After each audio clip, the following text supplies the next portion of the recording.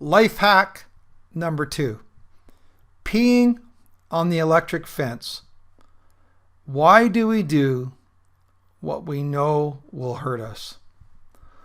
Well, Life Hacks is where we take a snapshot of some of the lessons in my Finding Traction course, a one-year course that helps people find momentum, recovery momentum away from porn and towards the life and relationships that they truly want.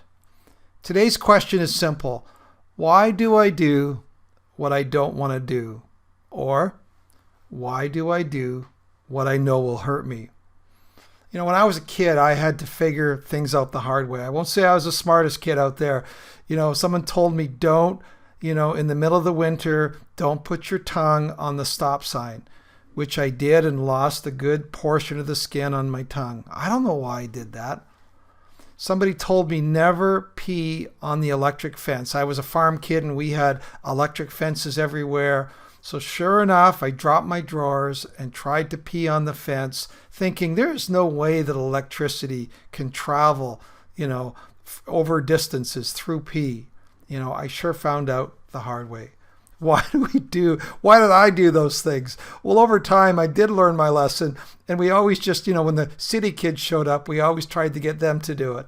But, there is something about childhood, where we probably wish we could take back some things. So many guys I talk to say, I started looking at porn, or it could be other things like drinking or smoking or something, thinking it was no big deal and I could always stop. And now I find later in life, these things are embedded. I try to get them out of my life, but they keep coming back. I used to walk to school when I was a kid. It was about a half a mile. And I had this dog that would always follow me. And you would turn and you would yell at it. You would throw rocks at it. And it would kind of slink away. But the minute you turned to walk back to school, it would come running back up towards you. And, it just seems like some of these embedded patterns are like that. Why do we do what we don't want to do?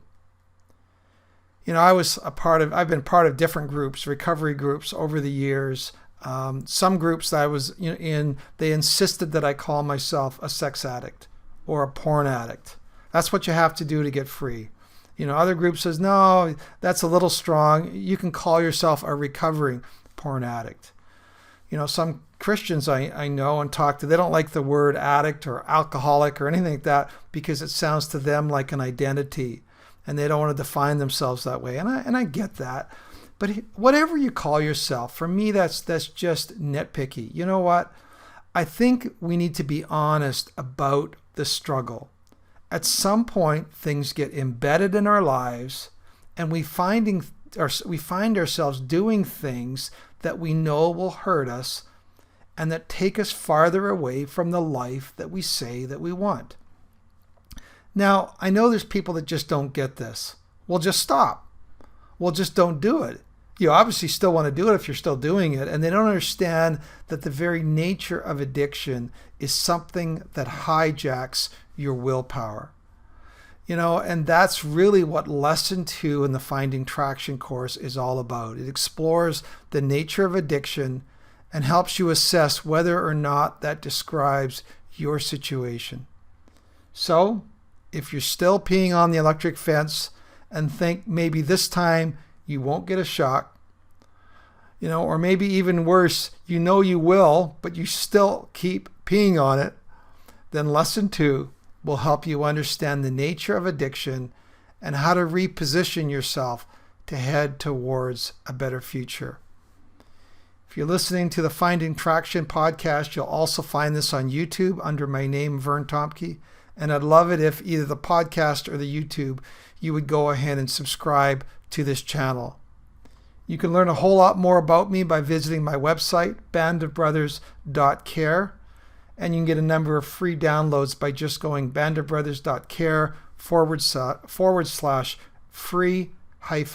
-downloads. I always love to hear from people. Send me a note at bandofbrothers.care. So here's to recovery momentum in your life and the life you want.